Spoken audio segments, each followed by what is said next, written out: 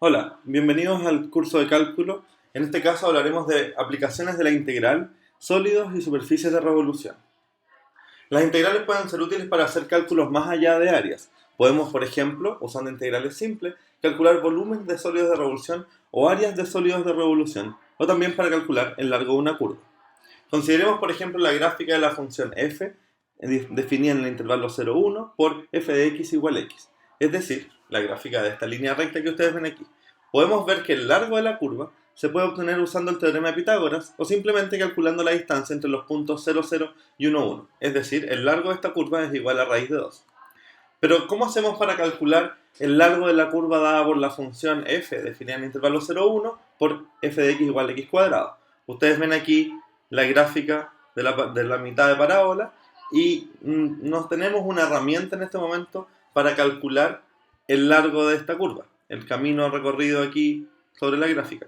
Pero podríamos tal vez hacer un triángulo rectángulo donde el lado inferior es de largo delta x, el lado de acá es de largo delta y por lo tanto el pedacito de tangente aquí va a tener largo raíz de delta x cuadrado más delta y cuadrado, como vemos en esta ampliación de aquí. Y si se fijan, si usamos la recta tangente en un punto, en esta zona, entonces la hipotenusa del triángulo aproxima bastante bien a la función.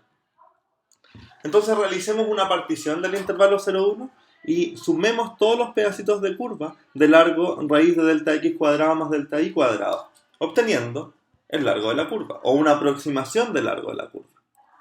Podemos reescribir esta sumatoria de esta manera, y cuando hacemos tender la norma de la partición a 0, entonces tenemos que esta sumatoria de aquí se aproxima por la integral de la raíz de 1 más de y de x cuadrado respecto de x. Para el ejemplo de la parábola f de x igual a x cuadrado, tendremos que f' es 2x y por lo tanto el largo de la curva viene dado por esta expresión que está aquí, que es igual a un cuarto de 2 veces la raíz de 5 más el seno hiperbólico inverso de 2, es decir, 1.4789. Entonces tenemos la siguiente expresión para el largo de una curva plana. Si f va del intervalo a b en R, es una función continua y diferenciable en el intervalo abierto a, b, entonces el largo de la curva, que se define por la gráfica de y igual a f de x para un x cualquiera en el intervalo cd contenido en el abierto a b, viene dado por la integral de la raíz de 1 más f' cuadrado de x respecto de x. Por ejemplo, para la función definida por y igual coseno hiperbólico de x entre menos logaritmo natural de 4 y logaritmo natural de 4, viene dada por esta integral, la derivada del coseno hiperbólico es el seno hiperbólico, y usando identidades de las funciones hiperbólicas, tenemos que esta integral es igual a 2 veces el seno hiperbólico del logaritmo natural de 4 menos el seno hiperbólico de 0, lo que a su vez es 15 cuartos. Consideremos ahora la curva y igual f de x para x en el intervalo AB, por ejemplo, como podría ser el de esta figura. Supongo que hacemos girar la curva sobre el eje de las abscisas una vuelta completa, es decir, 360 grados. El resultado será algo así como un florero recostado. ¿Lo ven? ¿Cómo podemos calcular el área de la superficie de revolución? O sea, ¿cómo podemos calcular el área de este florero?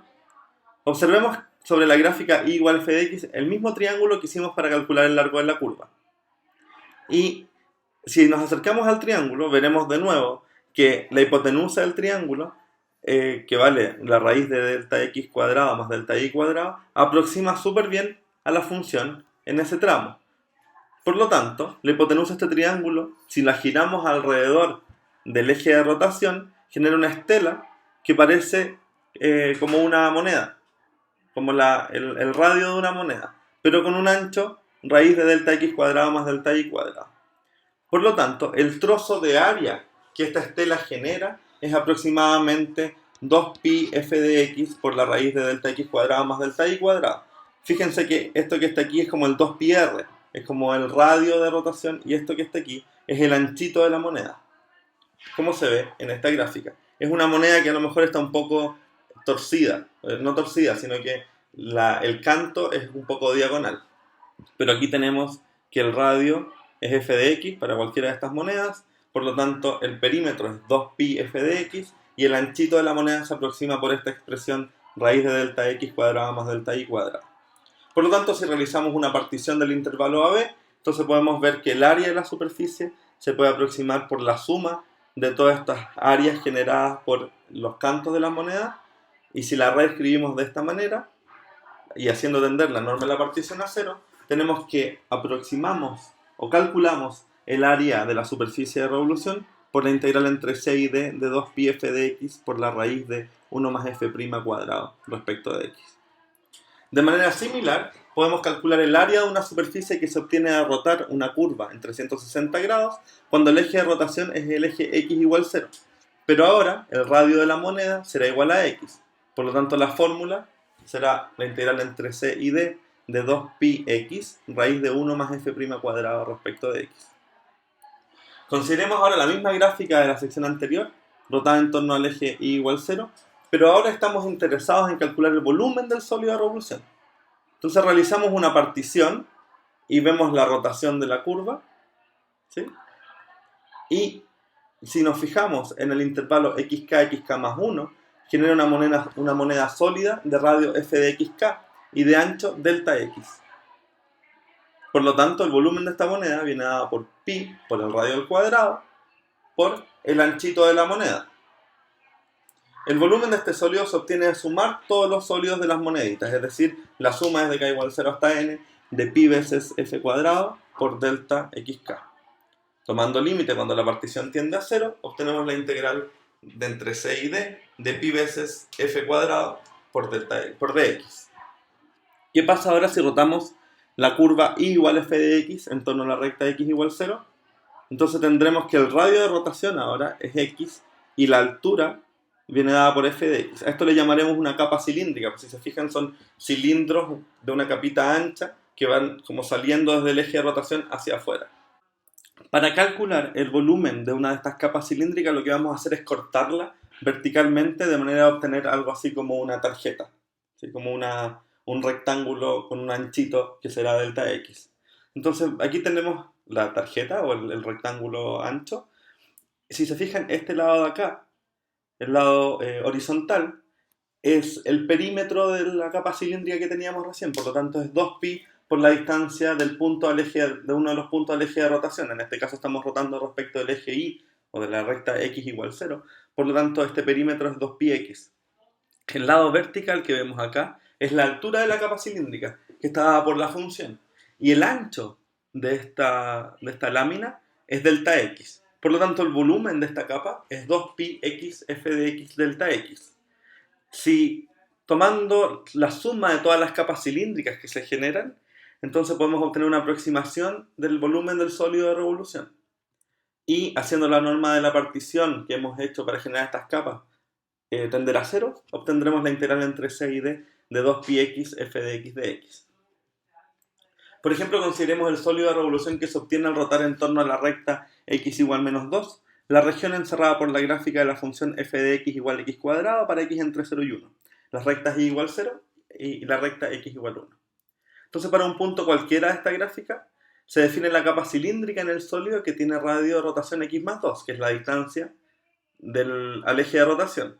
Y por lo tanto, el volumen de una de estas capas viene dado por 2pi x más 2 x cuadrado delta x.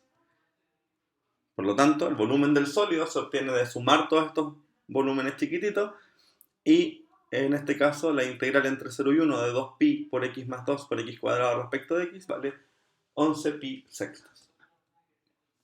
Vamos ahora a ver los teoremas de Pappus. Para ver los teoremas de Pappus necesitamos definir el centro de masa.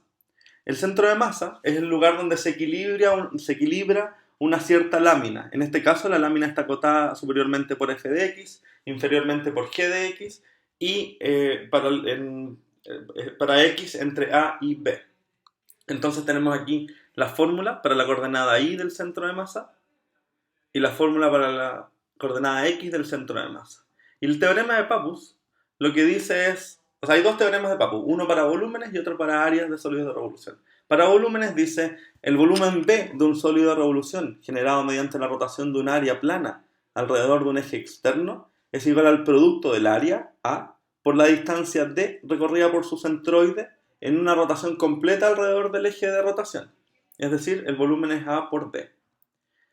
Para las áreas de un sólido de revolución tenemos que el área A de una superficie de revolución generada mediante la rotación de una curva plana C alrededor de un eje externo a tal curva sobre el mismo plano es igual a su longitud L multiplicada por la distancia D recorrida por su centroide en una rotación completa alrededor de dicho eje, es decir, el área es igual a L por D. Entonces, como ejercicio, calcula el volumen del sólido generado por la rotación de la región encerrada por las curvas f1 de x igual a x cuadrado y f2 de x igual a raíz de x para x entre 0 y 1. Y también calcula el área de la superficie que se genera por esta misma rotación. Eso es todo por ahora y nos vemos en un próximo video del curso de cálculo. Que tengan buen día.